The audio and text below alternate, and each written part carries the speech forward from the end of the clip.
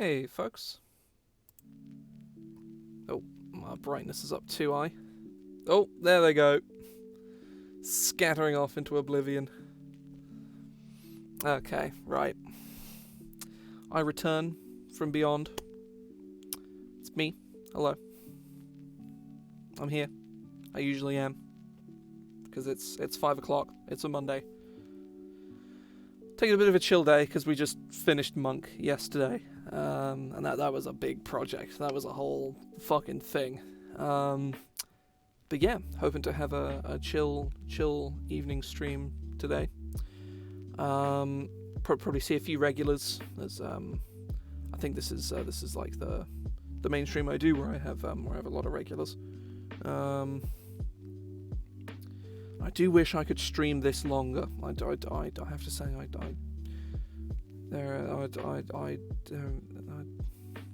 I'm just chilling in Cedar Rapids. Speaking of channel points, because Katie just spent some, if you want to suggest a magic item and make sure that I see it, because I have the sort of visual perception of a cataract-ridden, like, JCB. Yeah, I don't know. That's the first thing I could think of that didn't have eyes for whatever reason. It's the first thing I thought of. It will sort of ping up that you have suggested it, and it will appear in my little suggestions window. Ah, yes. It's a fun clip from yesterday that I think is still probably available on my channel page. But either way, I have a few magic item ideas written down myself that I'm probably going to start by doing. And I generally quite enjoy doing magic items. They can be a little tedious at times when you have to sit down and do them, but like I tend to have a bit of fun with it. A lot of these will probably end up going in the Archive of Esoteric Secrets 2, which comes out, all going well, end of the sort of Q4 of next year. That's my aim at the moment. So I could probably get the whole thing done in.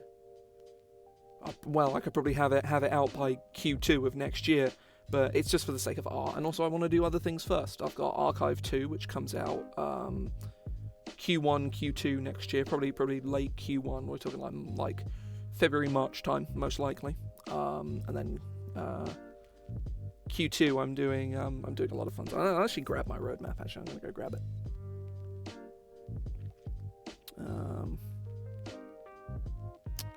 Where is it?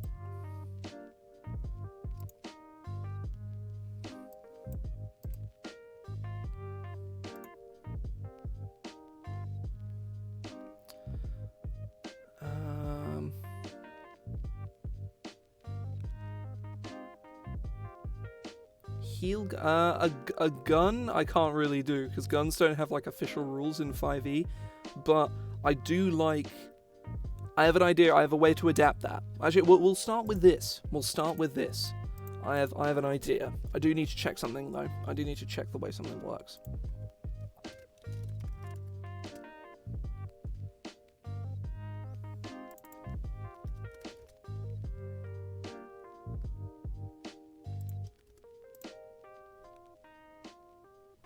Ugh.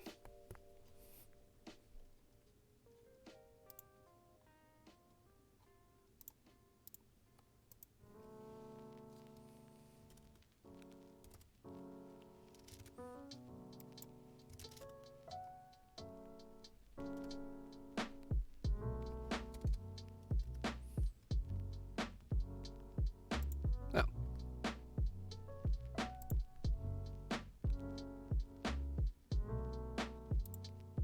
Okay.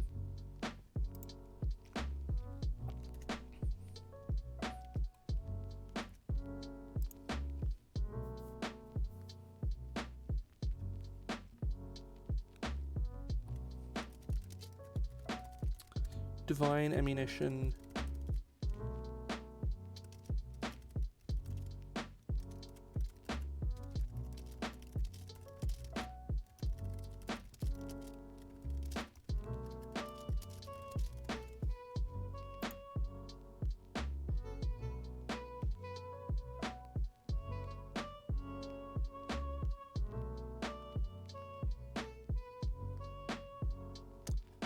That's interesting. That seems more like a spell, to be honest. That sounds more like a spell to me. Yes, Katie, that's the angle I'm going for here. I've been blessed by divine power, imbuing life instead of into those they strike.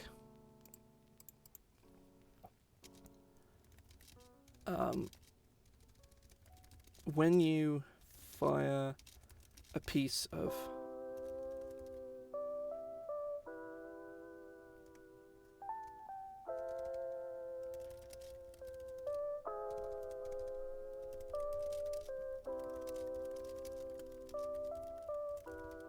the attack hits the target automatically.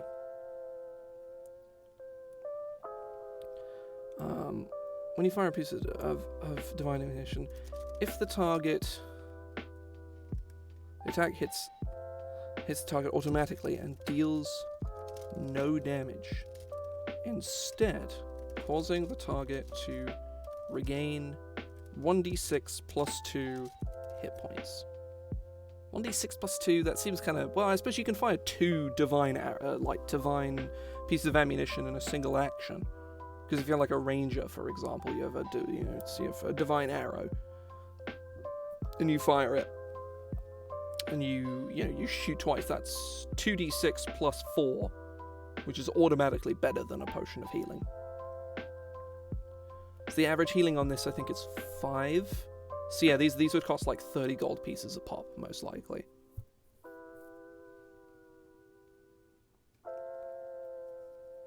Automatically and deals no damage instead of causing the target to regain.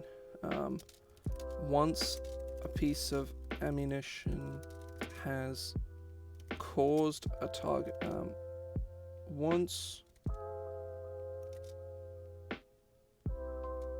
Hang on, I need to read +1 ammunition.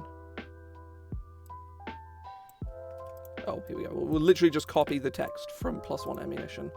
Once it hits the target, the ammunition is no longer magical. These are cool. These are cool. I'll say, yeah, Dermot, I'll say I like your idea, but that seems a lot more like a spell to me. And I think that could be a really interesting substitute for wizards and sorcerers getting healing. I think that could actually be a really interesting substitute. So I'm gonna put that on my list of spells for another time.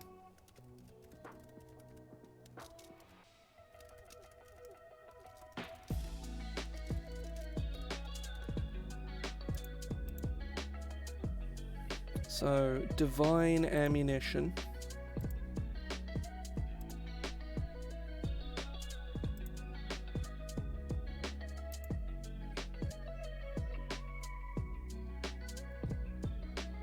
Oh, it would be a verbal component, but yes, that is almost certainly you going, ah! Say, oh god, oh fuck, my beans.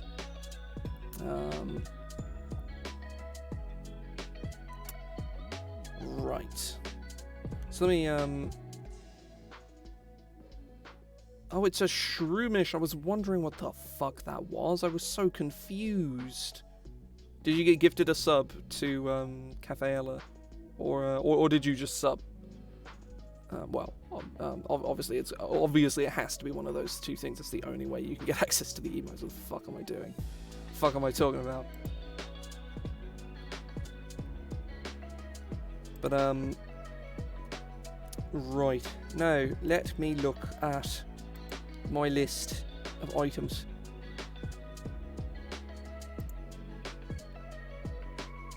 Now, I don't really have a name for this yet, so I'm just going to question mark. It's a weapon, whip, rare. Always fun, always fun.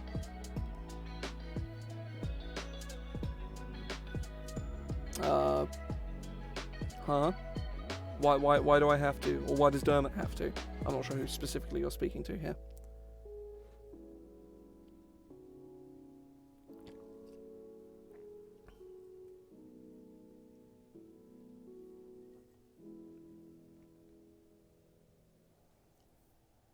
Oh.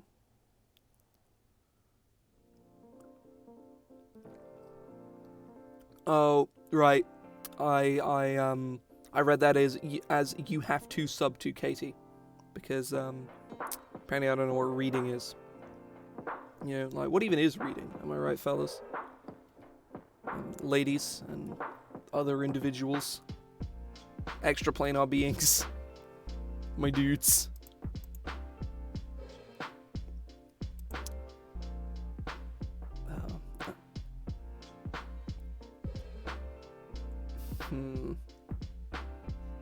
Ah, yes. Greetings. Welcome in, AJ. Welcome in. Hink honk, indeed.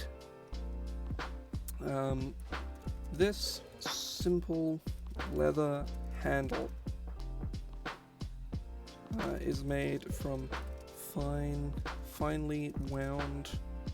A simple handle is made from finely wound leather.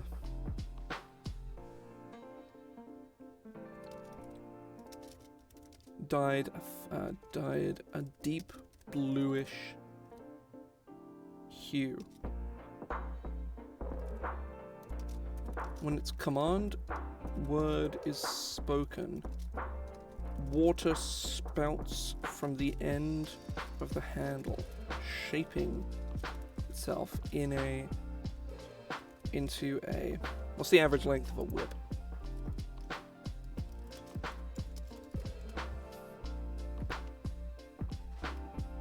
Six to 12 into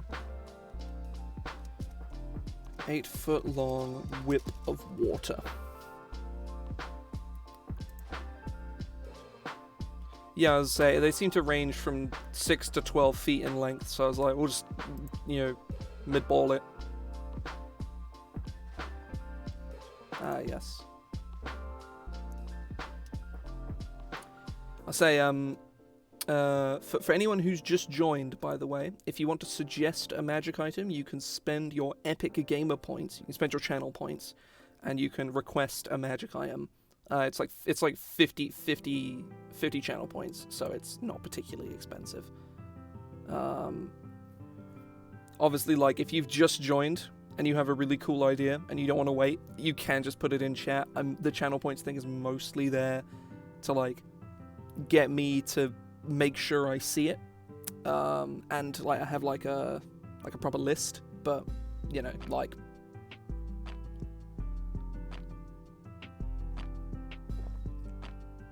so there's no pressure, but I say if you do come up with something, do spend those epic gamer points, and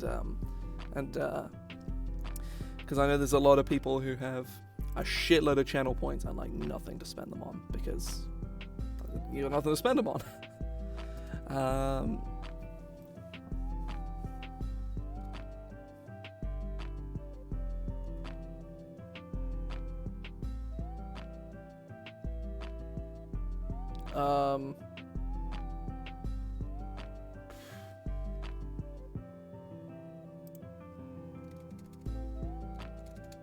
$400.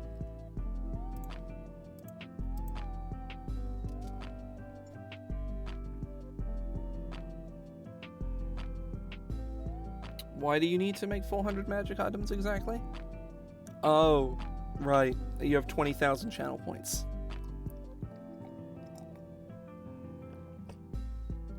I should really make some kind of dumb arbitrary reward at like 100,000 channel points or something. That would be kind of sick. Some like, sure thing. Say,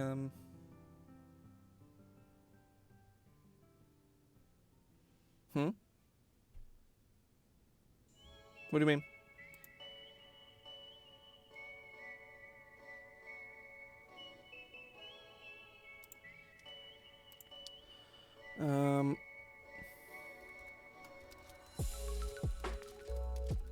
Oh. Someone donates, what is that? That's a billion? Is that a billion channel points? They just end the stream on the spot.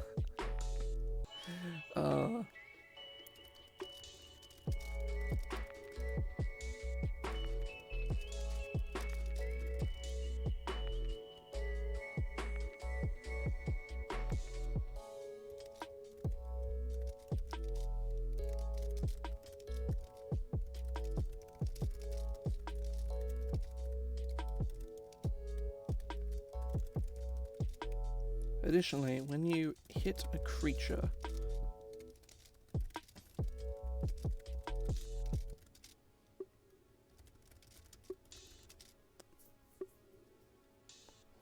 sadly, feign death is a spell. Like, obviously, I could make a magic item that is a poison that casts feign death on you, but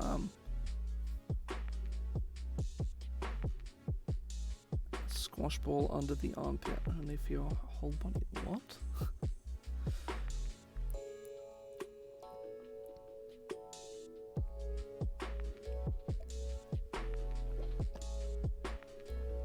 I'm quite confused.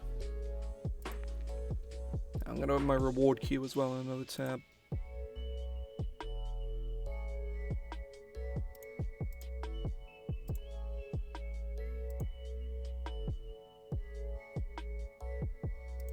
Oh, Kitty, I can refund your channel points. So I rejected the requests, and it gives you your channel points back. So that's cool. Force that creature to make a strength saving throw. On a failure, oh, to make a DC 15 strength saving throw. On a failure, that creature is pushed back 10 feet away from you and is knocked prone.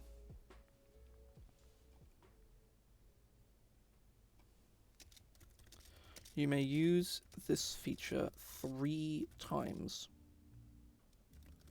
after which you must wait until the next dawn to use it again.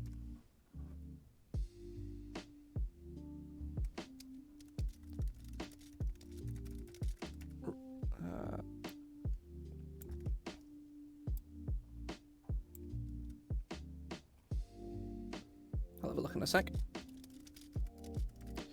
A fungus that slows bleeding and grows over your wounds and has a small chance to raise your AC until the short rest when they fall off. That's cool. That's kind of neat.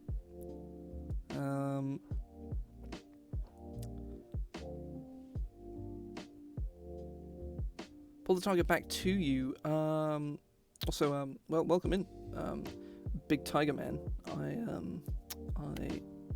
I did not see that until just now.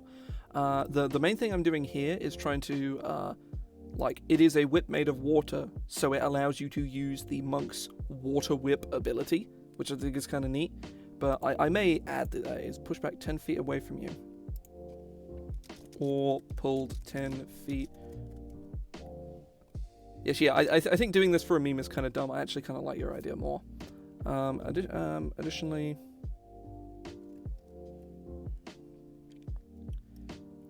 Additionally, as an action on your turn, you may extend the whip, increasing its reach out to 30 feet until the start of your next turn. You may immediately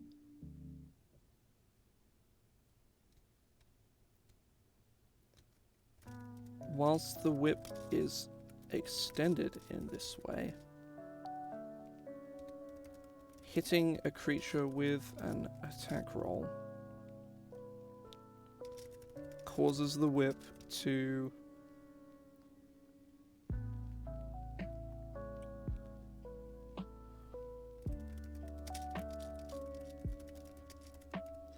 retract back to its original size and pull the creature into the nearest unoccupied space within 10 feet of you.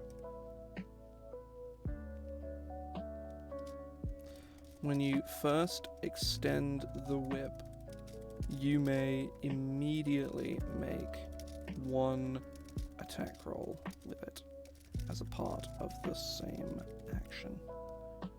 So the idea is that you spend your action and you bring the whip out, and it extends out to like 30 feet. And then you could immediately make an attack with it if you want. And the next time you hit a creature,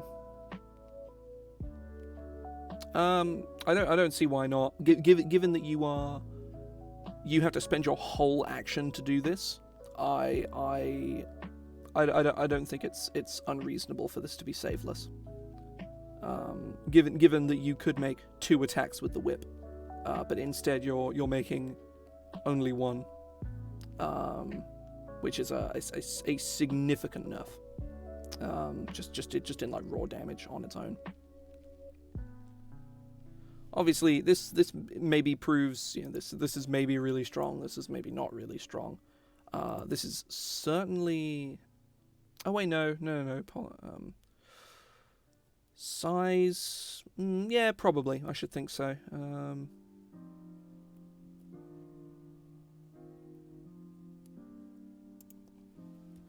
A huge or larger creature can make a DC 15 strength saving throw to resist being pulled.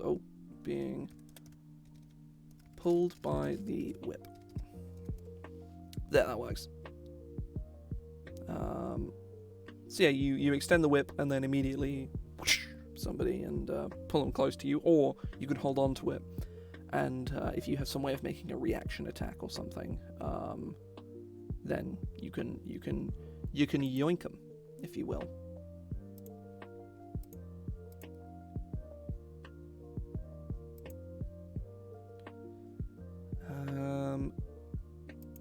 So I'm not sure what to call this whip. That's the question. I want to just call it water whip, because again, referencing the monk feature, and is also, it's a whip made of water. What's it called? The water whip. It's like that's. It's kind of awful. Ooh. The Hydra Lash. Whip of wet. The moist leather thing. Oh no, I don't like that phrasing. Zoinks. I mean, probably not rules as written, but like, I don't see why not. I imagine this is the kind of thing that your GM can say, yeah, sure to.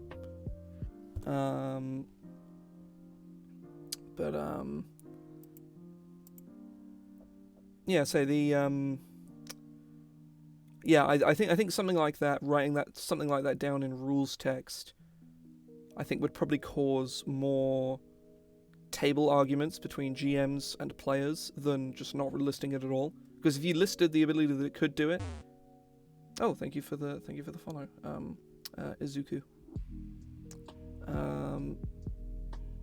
If you wrote, I lost my train of thought. If you made it a ruling that the whip can just do that, and the GM had a specific place where they didn't think it would work, then the player is like, well, the rules say I can do it, and then the GM goes, well, I don't want you to do it here, and that's an awful feeling. Whereas on the flip side, the player has to ask, can I do this? And if the GM is a good GM, they'll say yes when it's appropriate and no when it isn't. It would probably be some kind of like acrobatics check with the whip, and that's that. And that's certainly like you make an attack roll with the whip, and then you make an acrobatics check to swing across or something. That would certainly be how I would rule it anyway. To use a whip as some kind of swinging device. But yeah, certainly whenever I write rules text and stuff, I'm thinking from the perspective of a player or GM who doesn't know the rules very well, and a player or GM who does know the rules very well interacting with one another, because that's where a lot of conflict comes from in games, certainly in my experiences, between a GM that knows the rules really well and a player who doesn't, or even more so, a player who knows the rules very well and a GM who doesn't. And you can get some very unpleasant and very toxic interactions with that, and that's the main thing that I'm trying to sort of proof whenever I make stuff. because I've been on both ends of that, of that. Like I think I've been in all four positions of that, like that sort of Venn diagram, I suppose, and none of them are fun. It all sucks. Yeah, I've prattled on about this for far too long. I believe this demo had something. A fungus that slows bleeding and grows over your wounds has a small chance to raise your AC. I'm not sure about the AC thing, but I like that it. I like that it covers over your wounds in a way. I think, yeah, that's cool. Hang on. Hang on, let me just look for synonyms of healing. Healing synonym. Any synonyms beginning with S? No. Oh. Sanative spores. Screech, indeed. Agreed, Izuku. Agreed. An artist, tinderbox. I'm on board. But I'll get back to that in a second. What was the word? Sanative was the word I found. Means it means remedial in some capacity. Having the power to heal. Perfect. Sanative spores.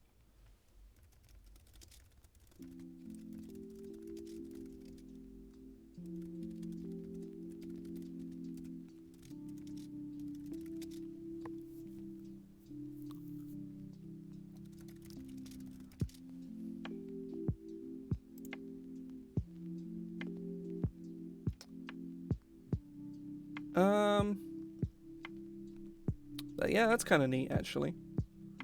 Yeah, I quite like that.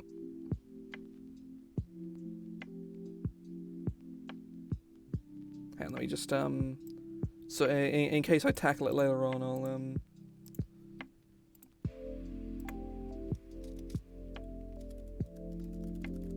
me just do that real quick.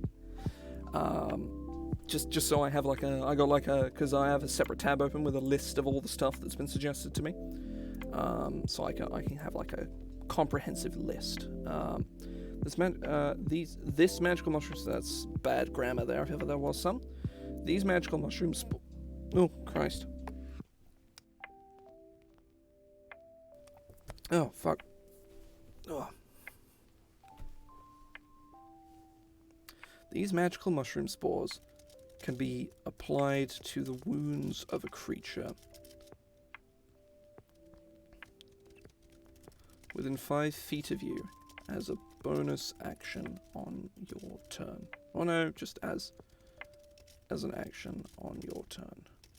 When applied, the spores quickly grow, drinking the blood from the surface of the creature's skin and covering its wounds with a healing magic. The target flex tape. You say that as a meme, but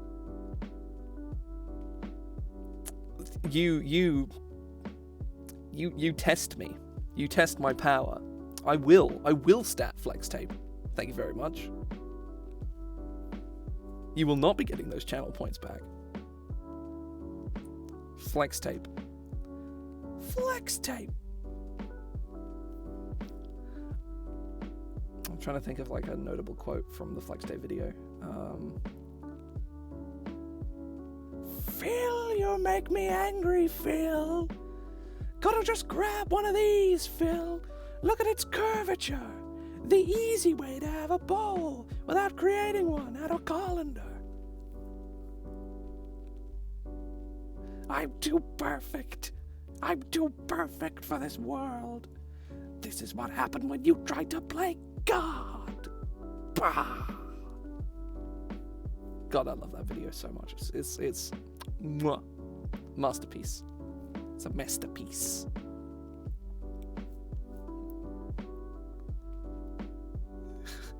One and two.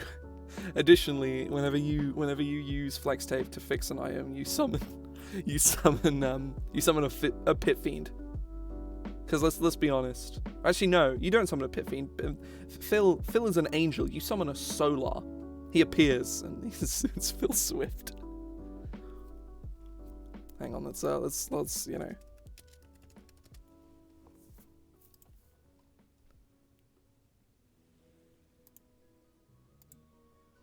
Right, like I'm just gonna show you like the truth of things, right? So we got Phil Swift.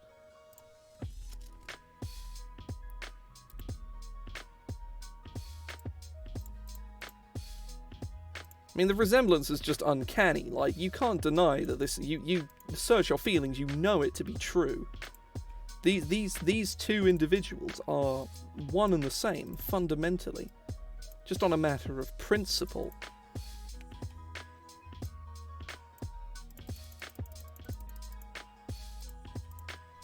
It's just like.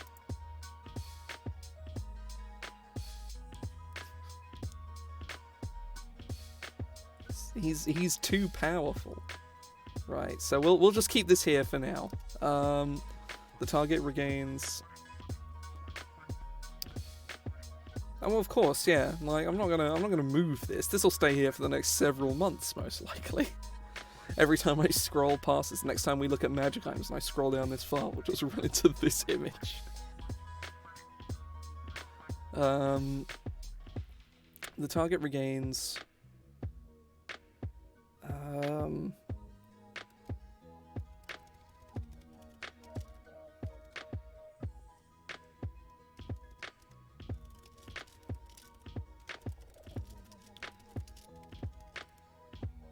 For the next minute, each time the target takes damage at the start of each of its turns. At the start of each of its turns, the target regains 1d4 hit points.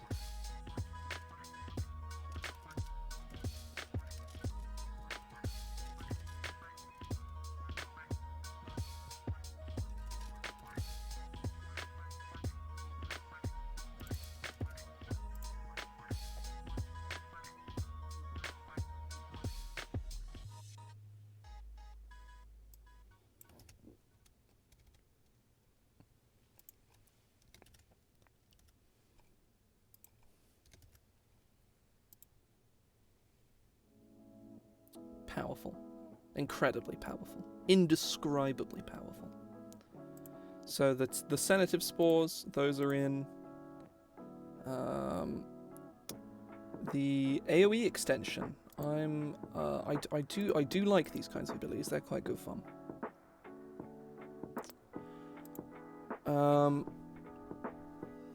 Ooh. Amulet of Spell expanding. I think it's just like a once per day thing. It's probably not that big of a deal. I shouldn't think. Wondrous item, uncommon. That you've sawn enough. Right, let's how do you... I forget how to do it. Give me a second.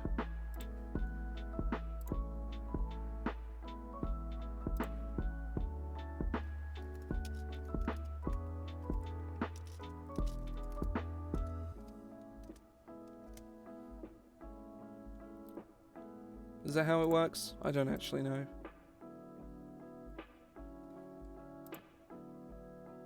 I don't know if that's how it works.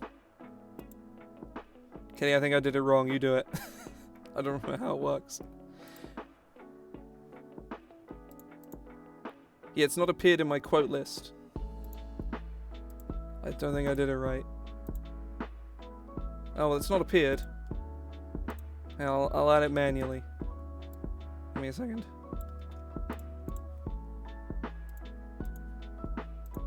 Oh, it's because they weren't even bloody turned on. That's why. Fuck me. There we go. Turned on now. Tis all good. It's all well and good.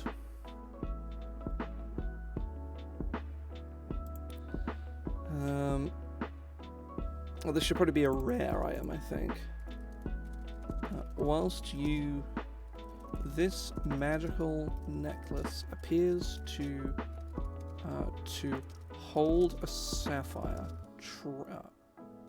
trapped in the moment of its eruption. Trapped in the moment of some explosion that occurred deep inside of the jewel. Is a sapphire a jewel? I need to make sure that my mineralogy, whatever the word is, I don't fucking know. Is a sapphire a jewel?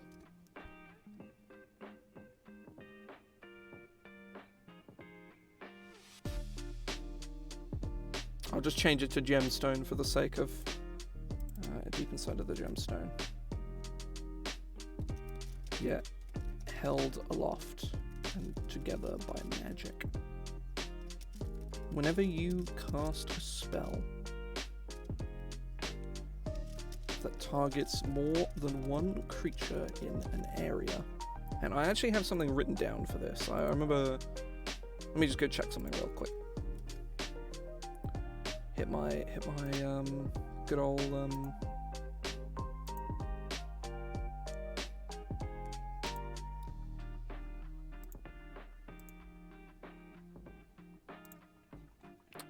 Give me about a second.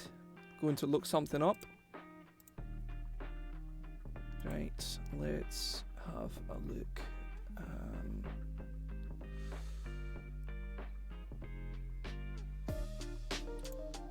More than one creature in an area that affects an area. Expand that area. As per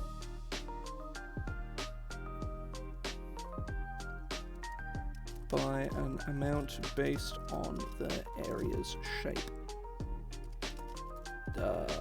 Detailed on the table.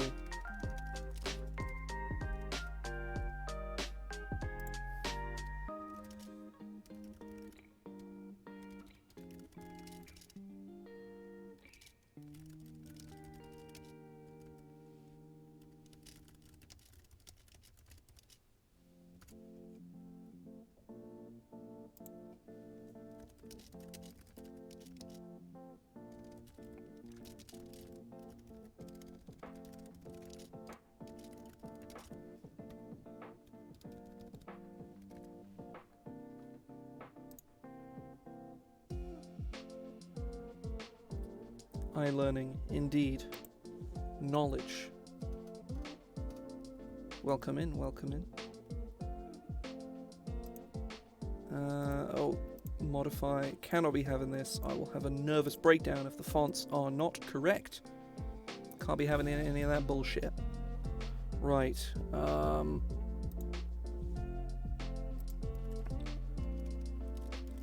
Increased area table.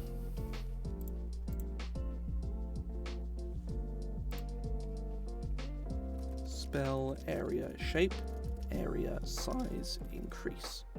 I actually have an effect like this written in some homebrew, so I'm actually going to like copy this ability across because I really like it. I think it's really interesting.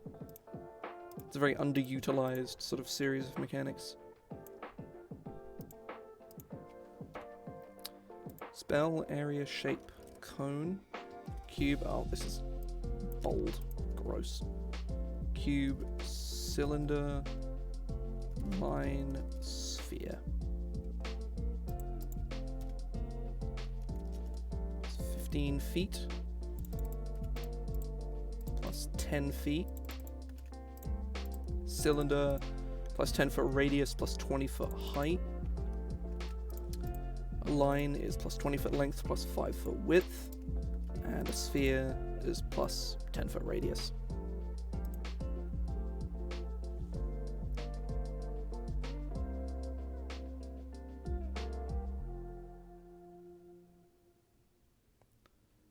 Greetings, welcome in, my dudes. Yeah, I kind of like this. This is cool. This is a cool effect. Cool effect.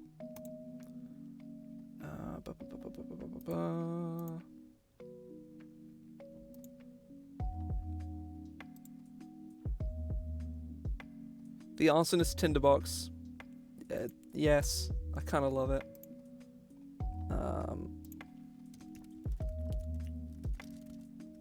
This is like wondrous item common. This magical tinderbox is seemingly melted shut with no clear way of opening it. As an action, you may hold the tinderbox to a flammable object within touching range. I don't know. It's from something, no doubt, but and to light a small fire where you touch. To light a small flame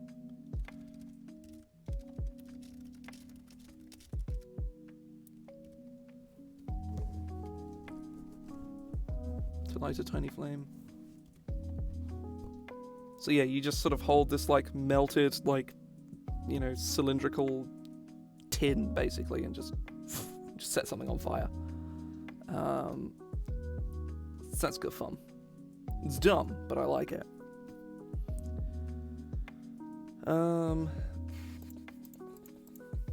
So that's a fun. Doesn't seem particularly useless. It's a tinderbox specifically used by arsonists, so it's got some specific use.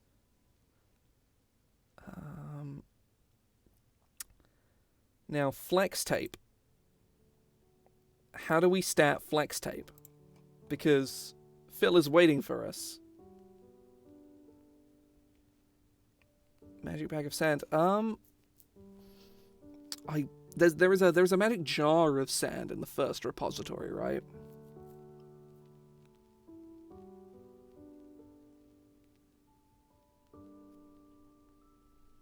Increases the AC of armor it is used on. I'm thinking so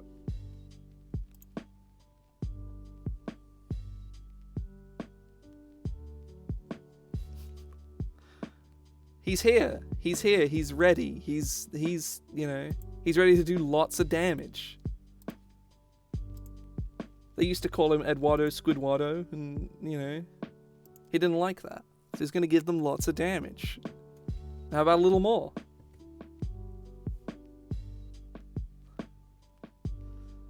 Sadly not. I'm pretty sure Phil Swift's beautiful visage is copyrighted by the Flex Seal Company. Does Phil Swift have a Wikipedia page? He fucking better. Phil Swift Archives Wiki? Excuse me? Oh my god, he has a wiki. Oh my god. Right. Okay. We're taking a break. We're taking a break from magic items. We're taking a break because I found something amazing.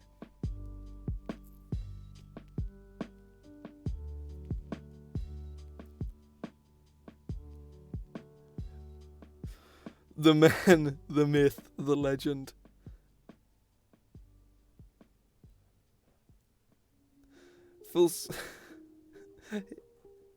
And people agree he's very likable.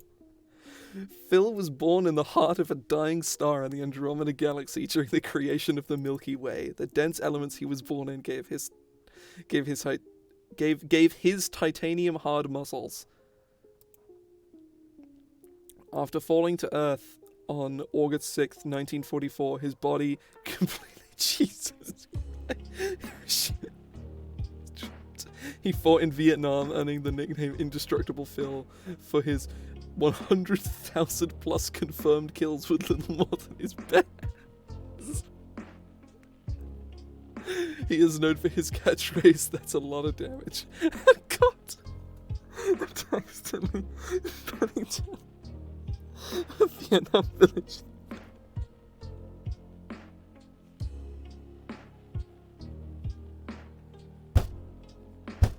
Jesus. While in Vietnam, he created a super strong adhesive with a mixture of his own celestial blood and tree sap. His invention was widely used to treat severed arteries. Guy's got an artery going. Flex tape. Recently, he's begun marketing his inventions. He is well known for his ads in which his PTSD causes him to slaughter buckets and boats, which...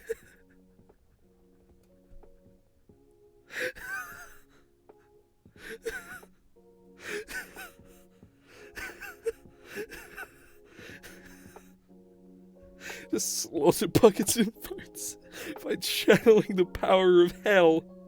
This is why many consider him to be the supreme leader of the universe, with powers beyond any human's imagination. Oh my god.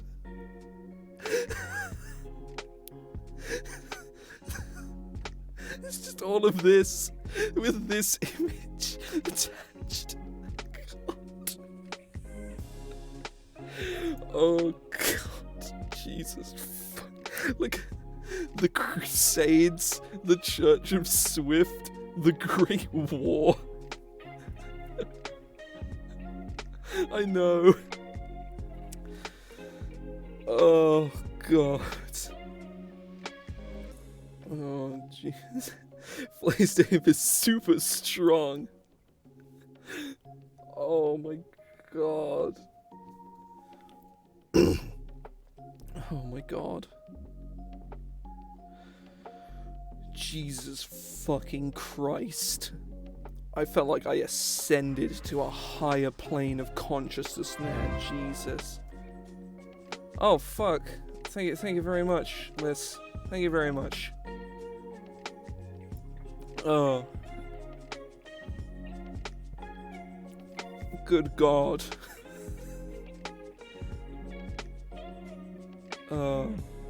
It's very powerful. Very. That is.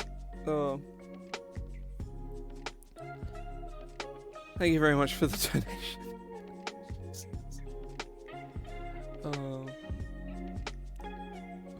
Oh God. What is the Great War? Phil Swift and Twiff's lip. Almost, yeah. So close. The Great War is considered the most cataclysmic events in the universe after the creation of it's not even his name backwards. An evil counterpart to Phil Swift with all of his strength and power. Phil's barbecue followers were sliding into my dick. It's... Okay, right.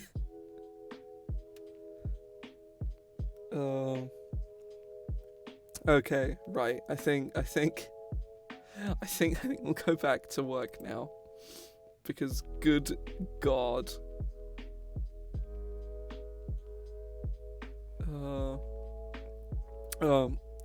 Thanks for stopping in. Thanks for the donation. Enjoy the foodstuffs. Yeah. God, I need a drink. Jesus. I mean, I needed like a stiff drink, you know, not just some fucking water, but like this will have to do.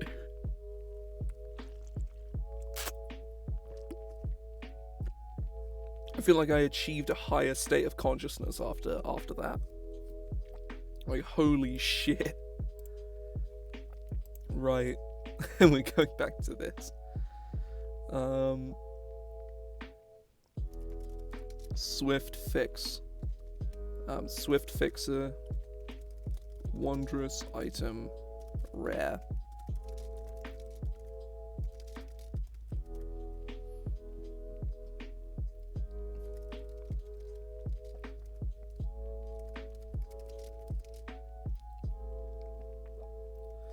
This magical, roll of black adhesive paper holds the power to repair almost anything. The roll holds 30 feet of adhesive. You may expend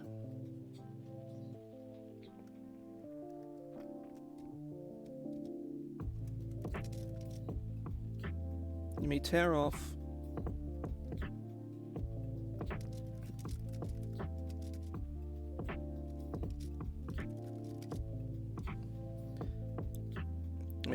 an amount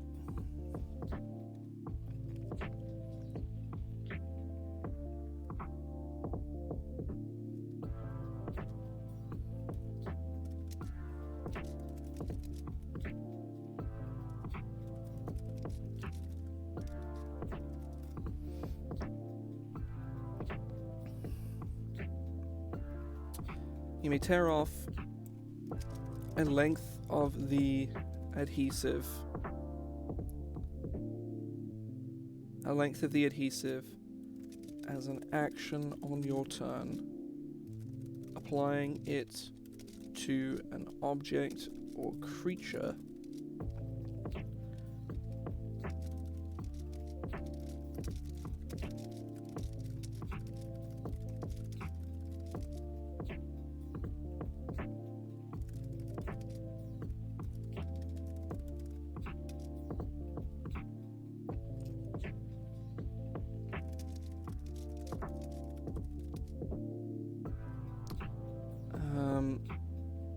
defines the effect it has on the target object,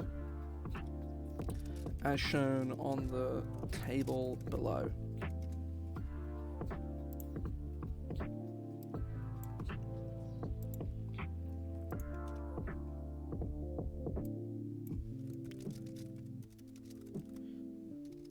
Tape of swift repair.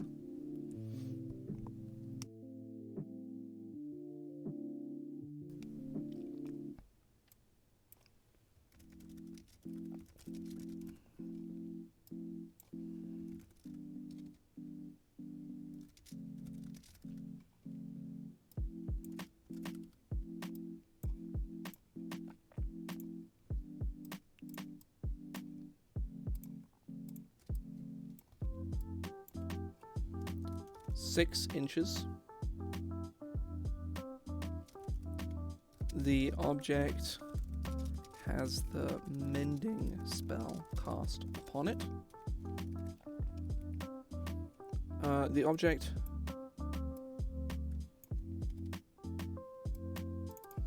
gains the benefits of the mending spell.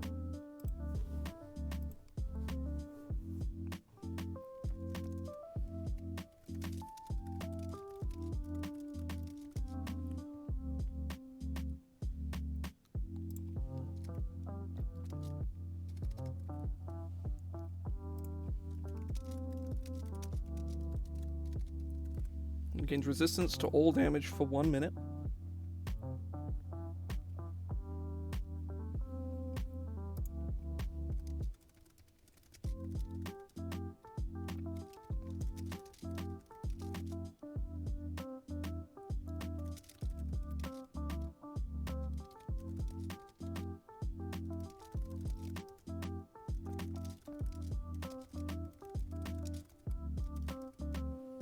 It is completely repaired.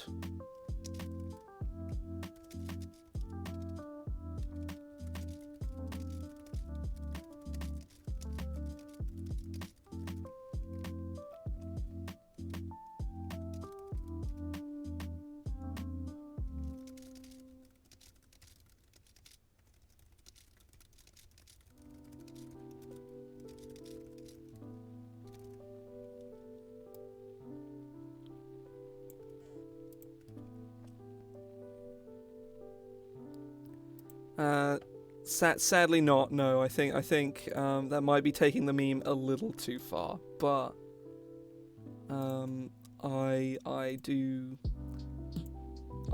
very happy with how this has come out so far.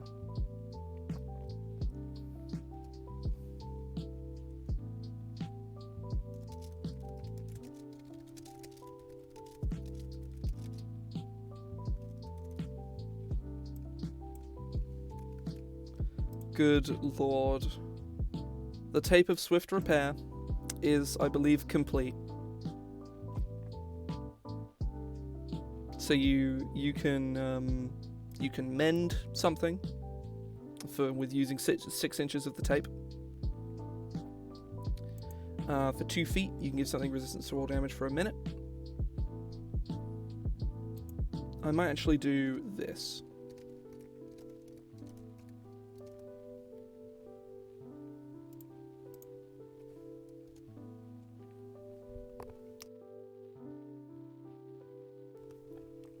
I think on that note, I am going to take a little bit of a break here. Sadly, it can't be done. It can't be done. Now, I'm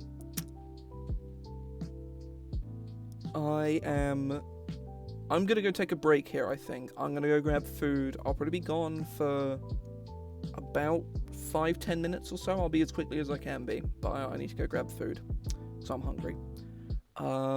If people want to start to keep suggesting stuff during the break, please do so. If anybody new drops in, tell them what's going on, and how they can suggest stuff. I'm gonna have a good time with this. I'm probably gonna do this again at some point. This is really quite good fun. But yeah, I say, because magic cards are much easier to suggest than spells as well. So, yeah, I'm having a really good time with this. Hope you all are enjoying yourselves. Go take a break yourselves if you need to. I'll be back in about 5-10 minutes. See ya.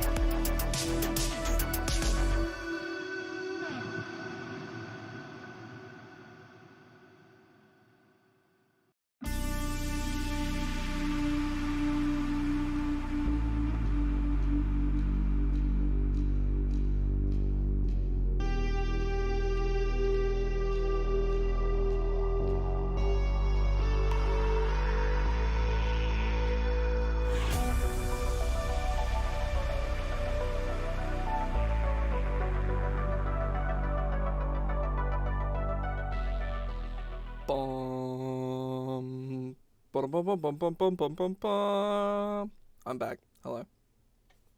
Phil Swift here. For Flex Tape. The super strong waterproof tape. Oh. Thank you very much for the follow, Phalea. I'm sure it was for my impeccable impression of our good friends Phileas Swift and Jonathan Tronathan.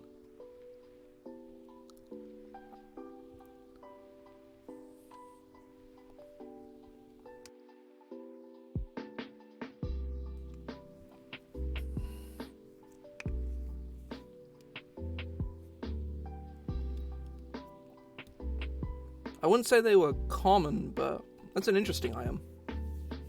Looks neat.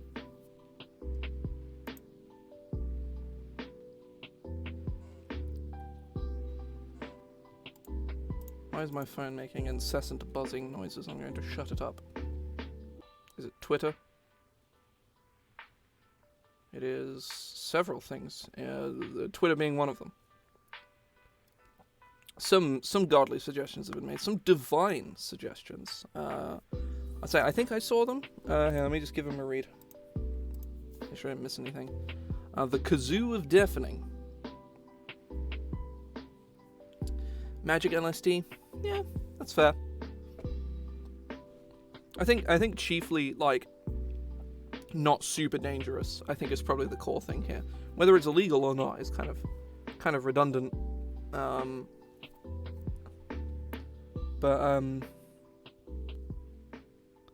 See, the rations thing I'm gonna say no to, because that is in Mix's Mysterious Mix, which is a supplement I've been writing with Spider Silk for a while.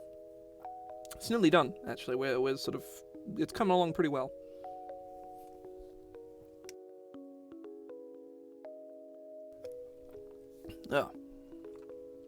The mix has a random taste and has random effects. It's good fun. It's good fun. I'm really excited to start showing it off because it's really cool. But either way.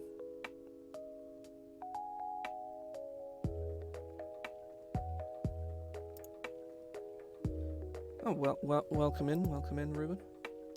We made the tape of swift repair, which is just wonderful.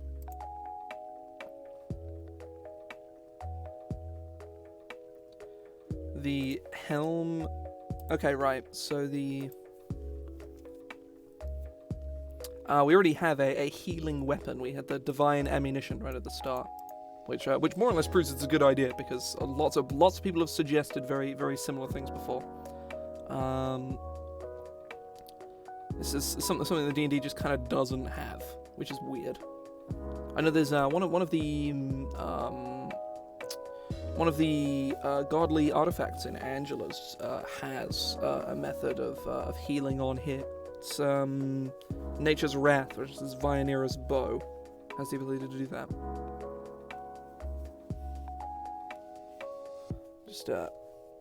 There we go. Just do my sleeves up a bit, because for whatever reason this shirt is long sleeved and it's really hot in here. And I could have, changed my shirt in the break, but why would I do something smart? Why have the tiniest shred of human intellect when I can just not? Seems like a no-brainer to me. Quite literally, no, zero brain, smooth brain. Ain't no wrinkles here. Like a ball bearing. Helm of Hatred. Wondrous item. Rare. Requires attunement. This sinister looking helm holds the power to a deep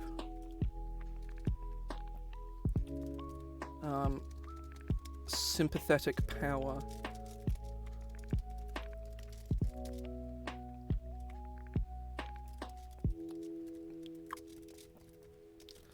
to those that inflict it.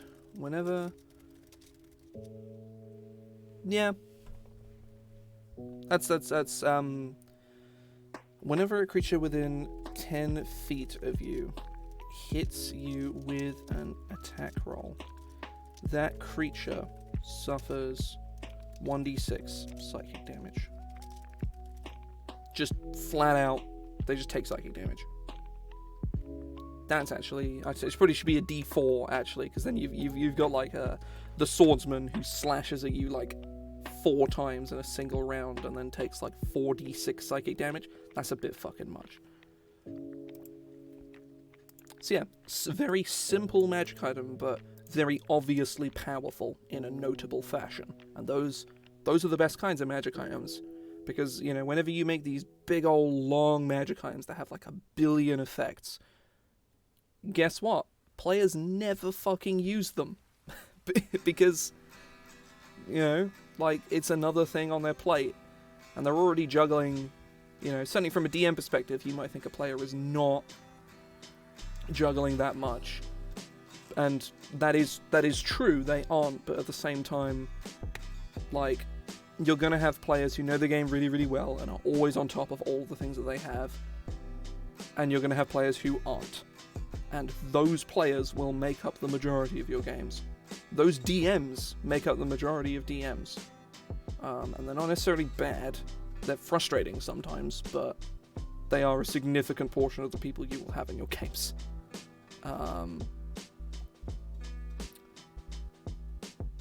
So, to put it very, very crudely, idiot-proofing your items. But in reality, it's a case of just not having too much text and too many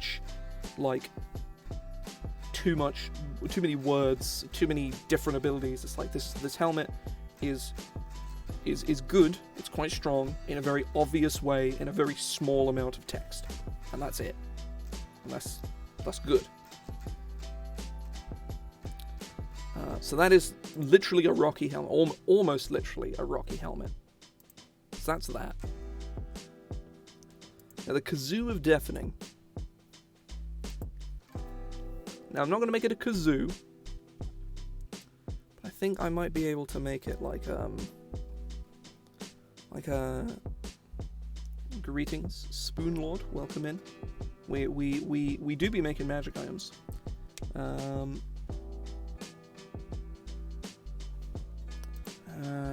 Deafening synonyms.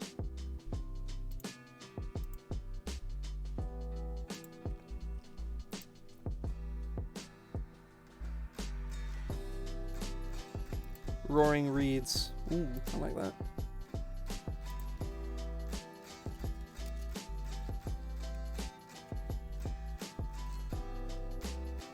Ah, yes. Homebrew class is good fun. As somebody who has 1, 2, 3, 4, technically 5. I've like 5 under my belt. It's good fun. It's very good fun. Well, what's give us a rundown. What's the theming? Yeah, sure. I don't see why not. What's the class theme for starters? I think that's probably the core thing we need to know. Okay. Is it sort of like is there meant to be some kind of like specific Ranger Redux, or are we talking about something wholly separate on like a flavor level?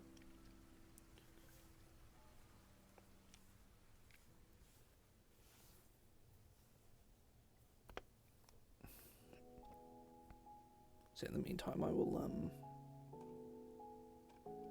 okay, that goes here.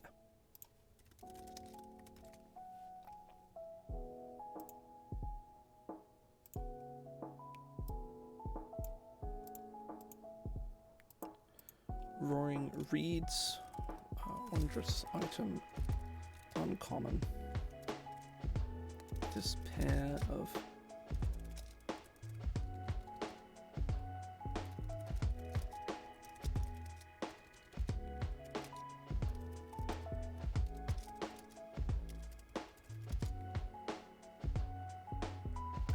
I'll say the this feels very Ranger.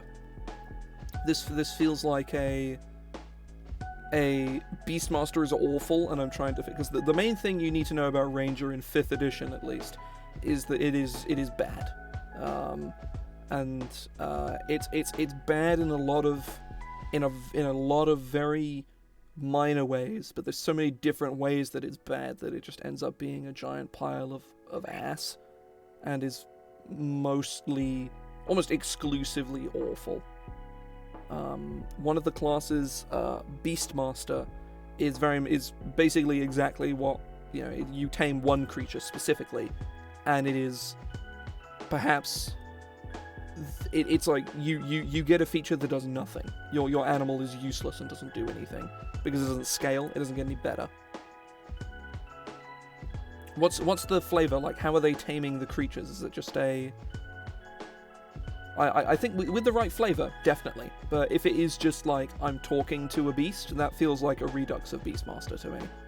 If there's some kind of like magical, like some kind of like shamanistic kind of magic going on there that's like connecting you with these beasts, or like the Bonders from Ikoria in Magic, then that can be really, really cool. Yeah, I think if you haven't done this already, the core thing, the reason why Beastmaster is bad and doesn't work, is that your monster never gets better.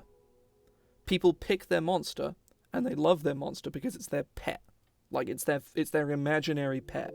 They don't want to just, like, ditch that thing and start using another one, because it's their pet.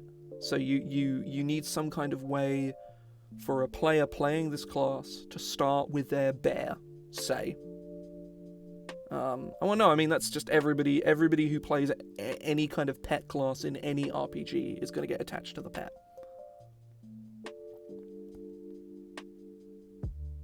Okay, right, so it's like a Ranger Warlock. That's kind of cool. Yeah, I actually kind of like that. It has a very sort of shamanistic flair as well, where you're sort of like, you're kind of like collecting...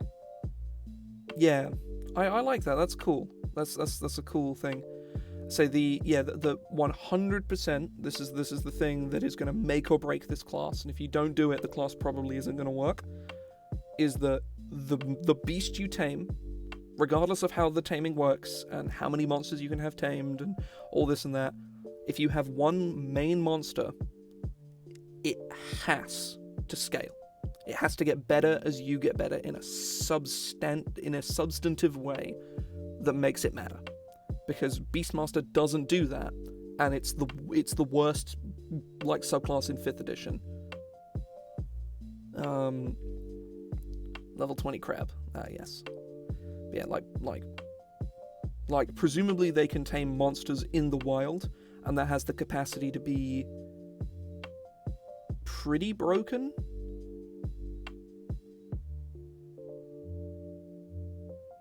Yeah. So another way of flavoring it, which would potentially bypass the issue of scaling, would be you make it so that you are attached to a spirit, and the spirit can inhabit a creature that you kill. And it can sort of, it might change the flavor of the class quite a lot, because you're killing the creatures and then having your spirit, like, control their bodies. But it can make your... You can keep the same spirit companion. It's like a familiar at that stage, where it is the same creature in many different bodies, which in turn bypasses the need for... Yeah, it's not necessarily necromancy. There's many ways you could flavor that as not necromancy, but I see what you mean. That's a very different flavor, regardless of whether you spin it as necromancy or not. But yeah, I think the... So obviously, the main thing, hit points have to scale. Oh, thank you very much for the follow. Z. Yeah, hit points have to scale. Damage has to scale. Bonus to hit has to scale as well. Oh, thank you for the follow as well. Yeah, so it certainly seems like the core ability should be your ability to bond with creatures. I think Let me go find, like, there was a Bonder class on Unearthed Arcana a few months ago, and it was actually kind of interesting, because Unearthed Arcana has kind of devolved into being a bunch of, like, or the most popular, just some stupid meme, or some, like, a couple monsters or a couple magic items, and they're mostly really awful. But sometimes there's some gold on Unearthed Arcana. It's rare, but it does exist.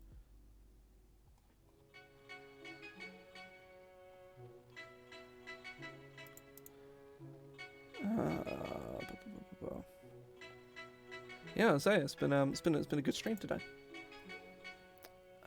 Bonder, D&D 5e, Homebrew, plus MTG.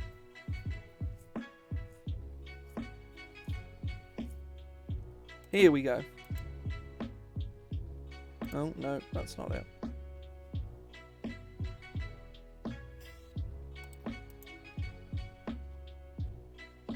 Nope.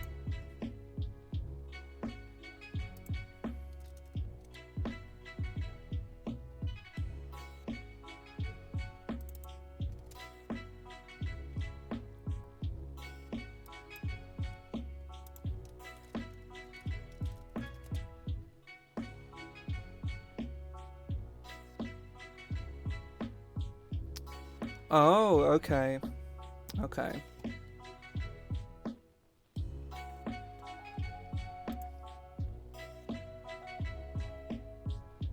Yeah, I'd say, like, I mean, it would just be like a...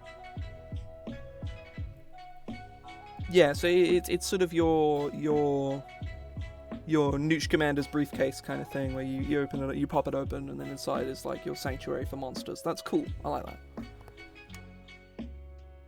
It's probably more, like, metaphysical than that, but realistically it probably wouldn't really matter. Realistically, that kind of ability would just be a case of, you know, you would call it, like, your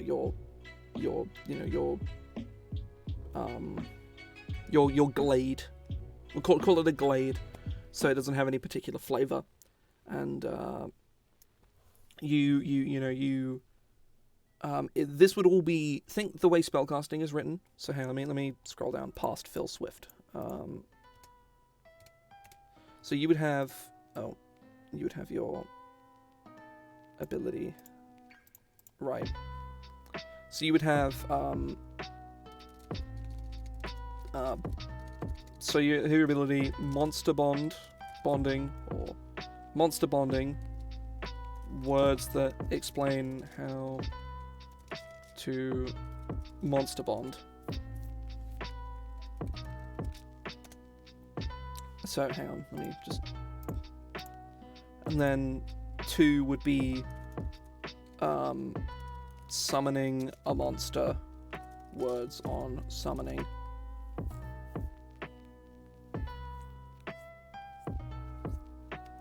Words that describe the glade.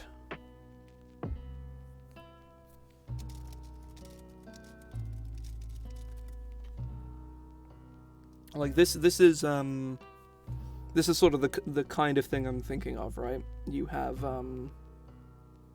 you have a series of creatures in your glade, maybe a certain, like this is kind of the thing. I think another thing is, if at later levels they start taming big shit, you don't want them getting things with legendary actions.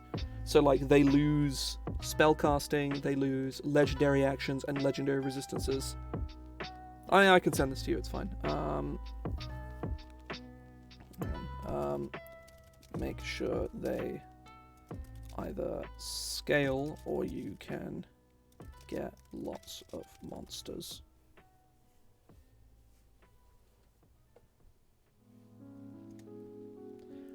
No legendary actions, legendary resistances, or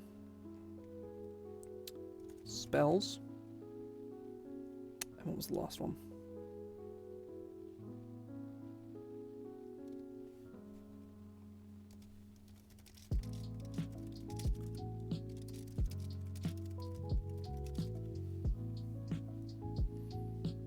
I'd say the main issue is making that work in the traditional sense, because running 50 rats is not going to be fun for anyone. So you do need to be very careful with how you do that. And I think the main takeaway for this is a very strong idea. I like this, but it is very complicated to a degree where, especially if this is the first time you've ever done this, I will put money down, speaking from considerable experience, that the first thing you put to paper will be awful. It will be aggressively bad, speaking from considerable experience. But that is kind of the point. I say the first class, or not less so the first one. The first class I ever made, I had to completely rework twice. I would say even second, third, like again. Yeah, like it's it's a case of the first two classes I ever made, I have reworked them twice, and one of them even now is probably still in a stage where it still needs buffs because it's really weak. The other one was like my first class, 2 reworks, and it was actually in a pretty good spot, surprisingly. 2 total ground up reworks though, and that's just how it is. The third class I ever made had to be reworked, I think 2.5 times, or no, just 1.5, I think actually. The fourth class I made has been reworked twice as well, and the most recent class I made hasn't been tested enough to need reworking yet. So, who knows? I was also Astromancer as well, which has been reworked twice. No, once. It's been reworked once and needs a mini rework before it's playable again. So, yeah, like, as somebody with very considerable experience and has made a lot of classes and spends basically all day, every day homebrewing stuff. Yeah, the main thing is to keep at it, because shit is hard. Like, it's really fucking hard.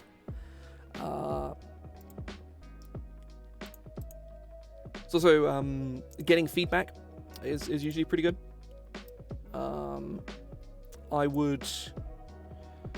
I've had mixed experiences with things like the Discord of Many Things. It's usually pretty Unearthed Arcana is generally pretty bad for advice, and they only accept finished things anyway, because they're just kind of assholes like that. Yeah. Right, I'll post this to, like, I'll just host this on, like, a screenshot of this on, like, Imgur or something and send you a link.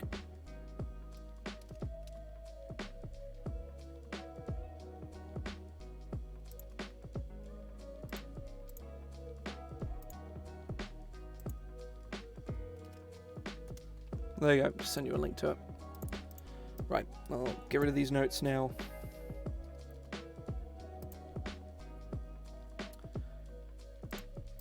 With brilliant patterns. You may blow into the reeds as an action on your turn. Each creature other than you that hears the ear-splitting sound released by them must succeed on a DC 15 Constitution saving throw or become incapacitated until their end. To the start of your next turn. Once you have blown into the reeds this way, you cannot do so again until the next dawn. Again, very simple magic item. You just...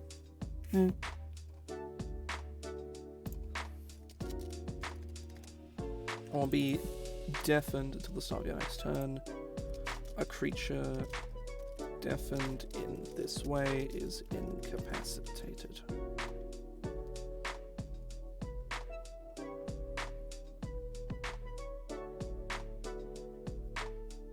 Yeah, sounds good. Right, what is next? So we have the Kazoo of Deafening. I think I'm gonna... I've got about 15 minutes before I need to go. so I got a game to go to tonight. I am going to look at one of the options I have, because good old League of Legends, which is a game I love to hate and hate to love. Oh yeah. I say I am going to create an item. So they released mythic items quite recently, the new mythic items, and they're pretty cool.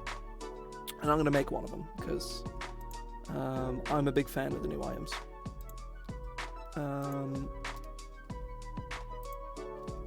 The Frostfire Gauntlets. Wondrous item. Legendary. A Bonder, or a Beast Bonder, or a Beast Tamer. Monster Bonder. I say you can go around and just toy around with the name. You'll probably end up changing it twice anyway, so I wouldn't worry too much about it right now. Wondrous item, legendary. Right, let's have a look. Frostfire Gauntlet. Let's get a picture of it. Now in League, oh no, it does actually do some fiery based things.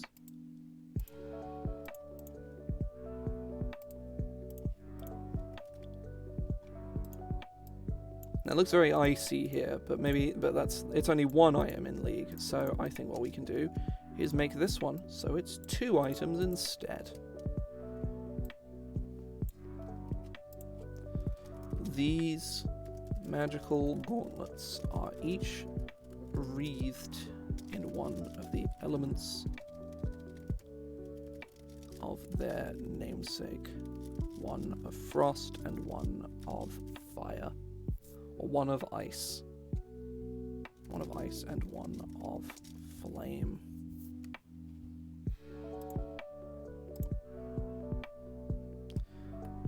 Ritual Bonder? Nah, I don't know.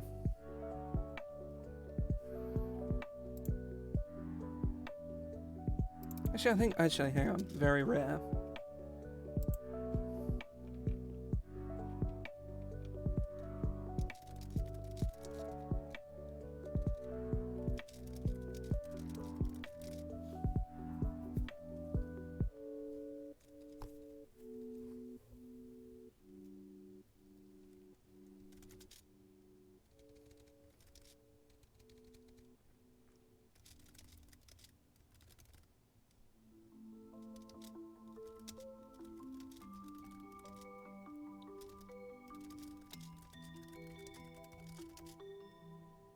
Yeah, I say, certainly is a strong start.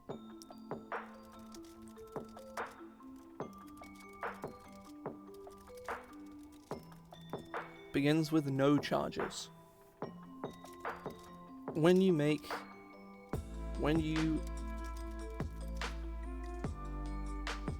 Beast Bonder sounds nicer to me because alliteration good, but yeah, I say that's just me.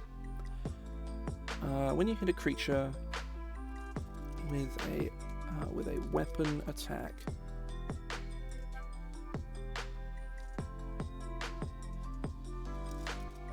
if the Frost Gauntlet has 1 charge, that charge is expended, and the attack deals an additional 1d4.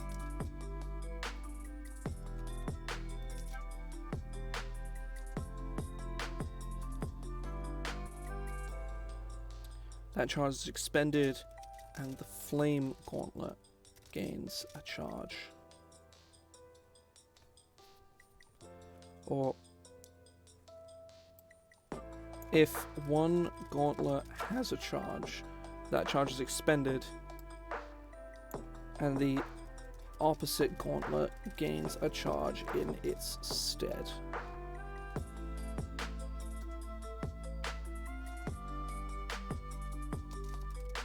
You expend charges the gauntlet.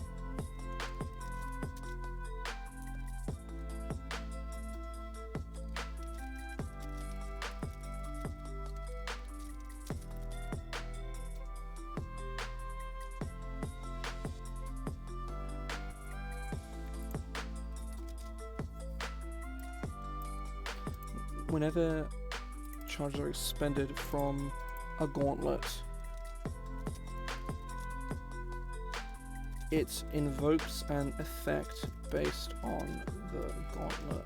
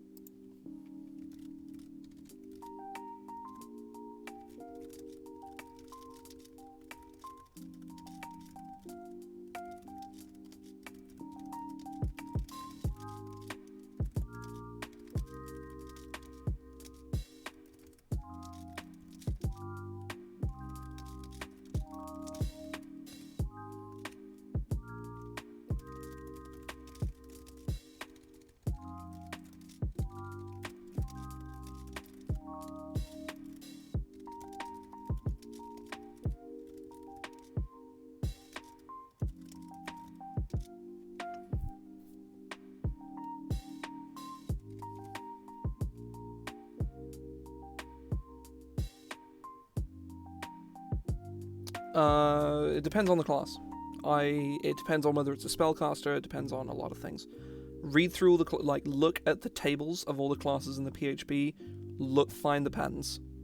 Obviously, you need to reserve 4th, 8th, 12th, 16th, and 19th for ASIs. Generally speaking, no classes get abilities on the same level as they get an ASI. You need to reserve levels for subclasses. If you haven't thought about subclasses yet, this might be something... If this is something you struggle to think of more than 1 or 2 subclasses for, this might end up just being a ranger subclass.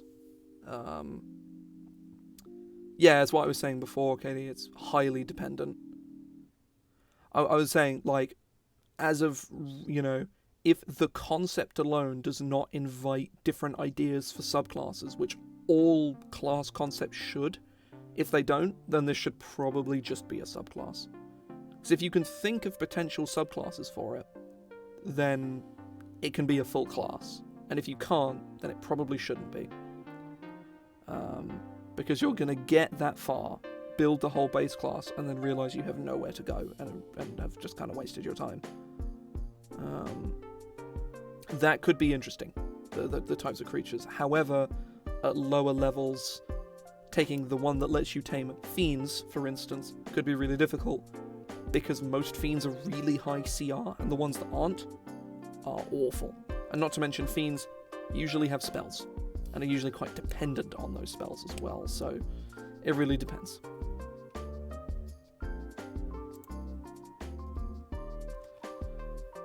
But I'm just going to have a read of this again. These magical gauntlets are each wreathed in one of the elements of their namesake. 1 for ice. I say, yeah, like, it'll certainly be a lot easier, because again, with a ranger subclass, you don't have to do for starters, you don't have to do a whole class. You cover, I'll go look right now and see how many levels you have to cover. Because to my knowledge, it's 3, 7, 11, 15 for ranger, but I may be wrong. Let's find out. Oh, gone too far. Paladin, ranger I think is the next one. It is.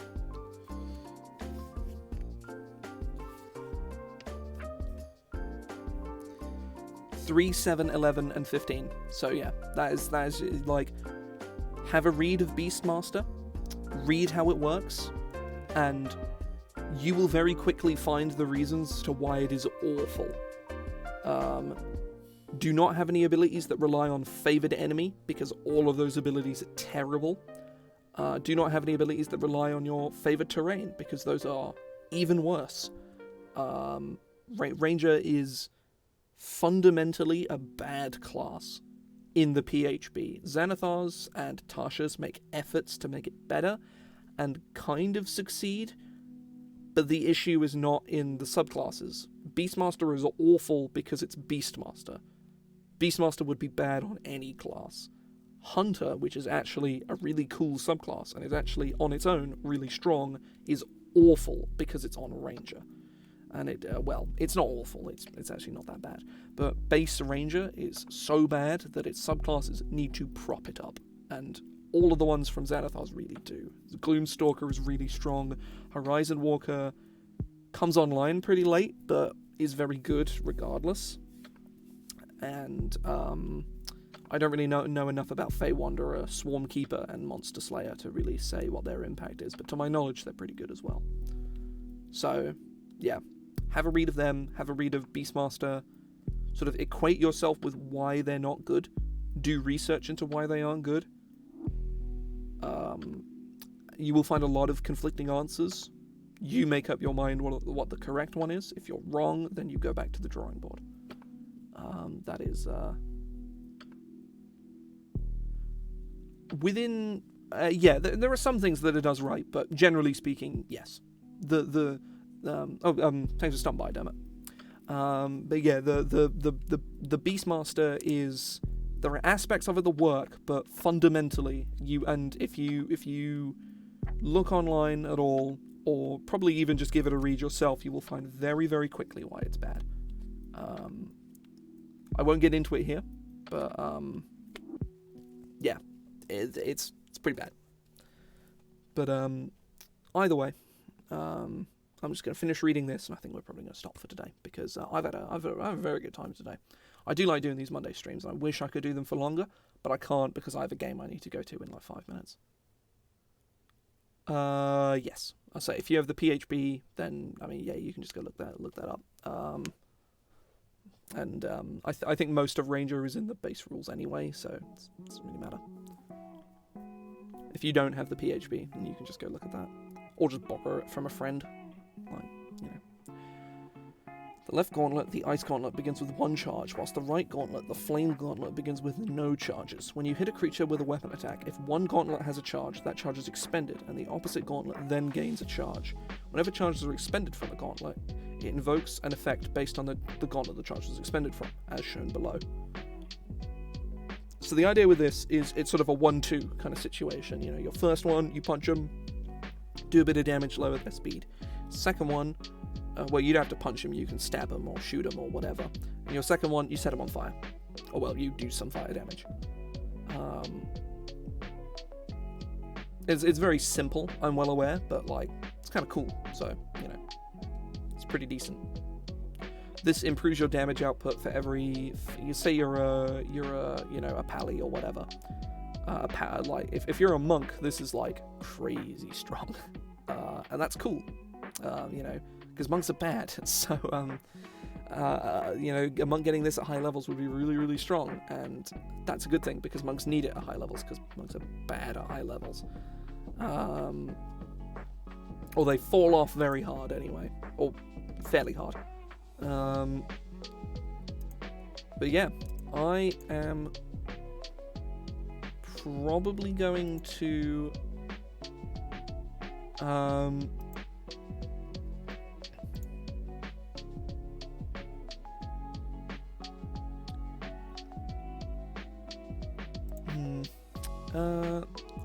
I'm going to see if there's anybody to raid. That's probably a good point. Is there anyone to raid? Because there... Oh no, there was yesterday. We raided Liz yesterday. No. I'll see who else is streaming D&D on Twitch right now. Because that could be nice. Just to... if somebody else is doing Homebrew, we'll go raid them, but if there's just a bunch of people doing live play, then as expected, it's a bunch of people doing live play, so I kind of don't really care. There's so many live play shows. Jesus fucking Christ.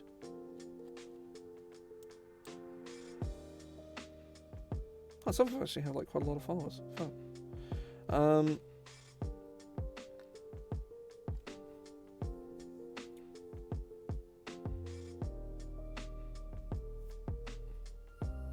There is?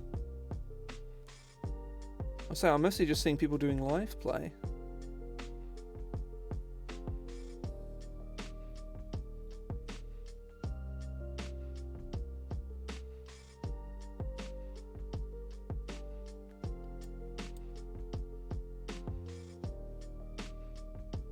Oh yeah, there's a cartography streamer doing bits and pieces.